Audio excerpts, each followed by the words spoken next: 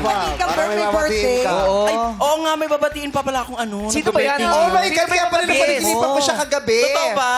Happy, happy birthday, Baby Delight. Ian Manibala! Napanaginipan ko siya kagabi, kinukwento ko sa driver ko. Sabi ko sa driver, napanaginipan kita, ano po yun?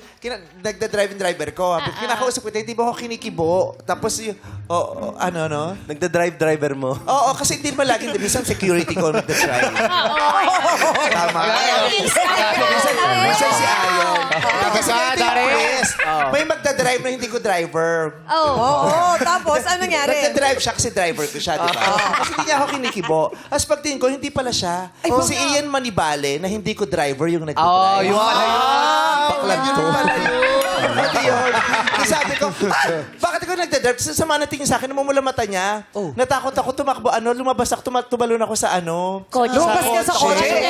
Tapos lumipad si Ian Manibale, may pula siyang kapa. Superman pala siya. Super Birthday kasi. Kaya sabi ko sa driver ko kanina, ang weird, napanaginipan kita pero naging si Ian Manibale ka. Tapos pinipilit din siyang kumanta kanina sa kotse. Ayaw. Sabi ko, pala ikaw yun? Baklang to. Bakit Magulat ka mamaya. Happy birthday, Ian Manibale.